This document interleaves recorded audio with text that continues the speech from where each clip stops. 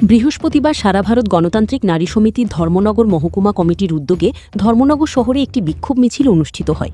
CPM party office থেকে শুরু হওয়া মিছিলটি শহরের বিভিন্ন সড়ক পরিক্রমা করে পুনরায় পার্টি অফিসে এসে শেষ হয়। মিছিলে নারী অধিকার, নারীর নিরাপত্তা, মর্যাদা ও সম অধিকারের দাবিতে বিভিন্ন স্লোগান দেওয়া হয়। বিক্ষোভে নেতৃত্ব দেন প্রাক্তন বিধায়িকা ও প্রাক্তন মন্ত্রী বিজিতা নাথ। এছাড়াও সংগঠনের নেতৃবৃন্দ ও বিপুল সংখ্যক মহিলা কর্মী সমর্থক উপস্থিত ছিলেন।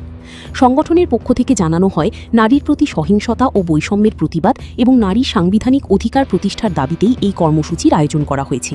ভানুচন্দ্রের রিপোর্ট, আসাম প্রাইম নেটওয়ার্ক। অঞ্চল কমিটির উদ্যোগে জনজীবনের যে সমস্যাগুলো রয়েছে, দৈনন্দিন সমস্যা, এই সমস্যার সমাধানে সম্পূর্ণ ব্যর্থ বিজেপি জোট সরকার।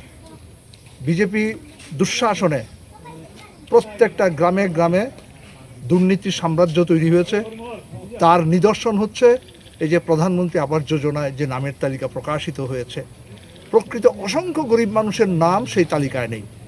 আমাদের দাবি, সমস্ত গরিব মানুষকে তাদের রং না দেখে, রাজনৈতিক পরিচয় না দেখে তাদের ঘর দিতেই হবে।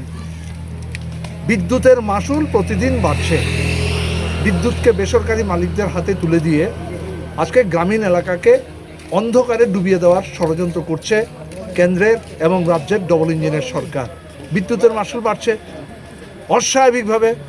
আমাদের দাবি, সুলভ মূল্যে প্রত্যেক বিদ্যুৎ গ্রাহকের কাছে বিদ্যুৎ পৌঁছে দিতে হবে। কোথায় কাজ? আমরা মনরেগাতে যে কাজ পাচ্ছিলাম বামফ্রন্টের সামনে, সেই কাজ নেই। 30 থেকে 40 দিন কাজ হয়, শুধুমাত্র ছবি তোলা হয়। কাজ কোথায়? কাজের মজুরি পাচ্ছে না। প্রতিশ্রুতি ছিল 340 টাকা মজুরি, 200 দিন কাজ। কোথায় কাজ? এই অবস্থার মধ্যে দাঁড়িয়ে আমরা দাবি করছি 200 দিন কাজ দিতে হবে বছরে, আর 600 টাকা মজুরি দিতে হবে। শিক্ষা ক্ষেত্রে নৈরাজ্য সৃষ্টি হয়েছে। আমাদের দিল্লির যন্তর মন্তরে আমরা দেখেছি এই ভারতবর্ষের লক্ষ লক্ষ ছাত্রছাত্রীরা পুলিশি নির্মম অত্যাচারের শিকার। ছাত্রীরা রেহাই পাচ্ছেন না, নারীরা রেহাই পাচ্ছেন না। তাদের প্রাইভেট পার্সে নৃশংসভাবে প্রকাশ্যে তারা আক্রমণ সংগঠিত করছেন, যা আজকে সারা দেশের না, সারা পৃথিবীর মানুষ ভারতবর্ষের কেন্দ্রীয় স্বরাষ্ট্র দপ্তরকে ধিক্কার জানাচ্ছে। আমরা চাইছি শিক্ষার আধুনিকীকরণ, শিক্ষার সার্বজনীনতা, সবার জন্য শিক্ষা, সবার কাছে কাজ, হাতে কাজ যেন পৌঁছে যায়। বেকাররা চরম হতাশার মধ্যে, কোনো স্থায়ী নিয়োগ নেই। আউটসোর্সিং থেকে যে সমস্ত নিয়োগ হচ্ছে সেখানেও দুর্নীতি চলছে। নিয়োগের দরজা খুলে দেওয়ার জন্য আমরা দাবি করছি। আমাদের দেশের সভ্যতার, আমাদের খাদ্য উৎপাদনে, আমরা যাদেরকে বলি অন্নদাতা কৃষক, কোথায় ভর্তুকি? বাম শাসনে আমরা সার, বীজ, কীটনাশক, ঔষধ, কৃষি যন্ত্রপাতি কেনার জন্য আমরা ভর্তুকি পেতাম, সমস্ত ভর্তুকি তুলে দেওয়া হয়েছে। সার নেই, বাজারে সার নেই, সারের আকাল, কালোবাজারি থেকে অধিক দামে কৃষকদের সার কিনতে হচ্ছে। কৃষকের উৎপাদন খরচ বেড়ে গেছে, কিন্তু কৃষক সেই তার উৎপাদিত ফসল বাজারজাত করতে পারছে না। এই পরিস্থিতির মধ্যে আমরা দেখছি সামাজিক ভাতা দিচ্ছিলেন রাজ্যের বামফ্রন্ট সরকার, প্রায় 33-34টা প্রকল্পে 4.5 লক্ষাধিক পরিবার ভাতা পেতেন।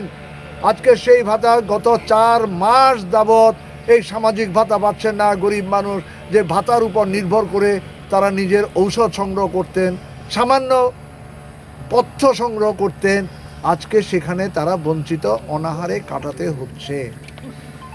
রাস্তাঘাট যুদ্ধবিধ্বস্ত, শহর গ্রাম সর্বত্র যুদ্ধবিধ্বস্ত। সংস্কার নেই, যেখানে সংস্কার হচ্ছে সেখানে চরম দুর্নীতি হচ্ছে। মাননীয় মন্ত্রী বলছেন ঠিকাদারদের কাছ থেকে তারা সোর্স মানি নেন, তার বিরুদ্ধে কোনো ব্যবস্থা নিতে পারল না। আর নেশার সাম্রাজ্য বিস্তার হয়েছে। এখন ওয়াগনে করে নেশার সামগ্রী আসে বাজারঘাট স্টেশনে, কোনো প্রতিকার নেই। নারীদের চরম অসহীন অবস্থা আছে, নারীরা, কিশোরীরা, কেউ রেহাই পাচ্ছে না। দিনের পর দিন ধর্ষণ হচ্ছেন। 14 বছরের নাবালিকা অন্তঃসত্ত্বা হয়ে যাচ্ছে বিজেপি মণ্ডলের নেতাদের হাতে। এই পরিস্থিতির মধ্যে আমরা দেখছি আমাদের রাজ্যে ডিরেক্টর জেনারেল অফ পুলিশের অস্বাভাবিক মৃত্যু। যে পোশাক পরে রাষ্ট্রীয় কর্তব্য পালন করেছেন, আইনের শাসন প্রতিষ্ঠা করেছেন, নিজ অফিস গৃহের মধ্যে পুলিশ সদর দপ্তরে যেখানে নিরাপত্তা রক্ষী বেষ্টিত থাকে সর্বক্ষণ, সেখানে অস্বাভাবিক মৃত্যু হলো। আমরা তো দাবি জানাচ্ছি অবিলম্বে হাইকোর্টের মুখ্য বিচারপতির নেতৃত্বে তদন্ত কমিটি গঠন করে তদন্ত করা হোক।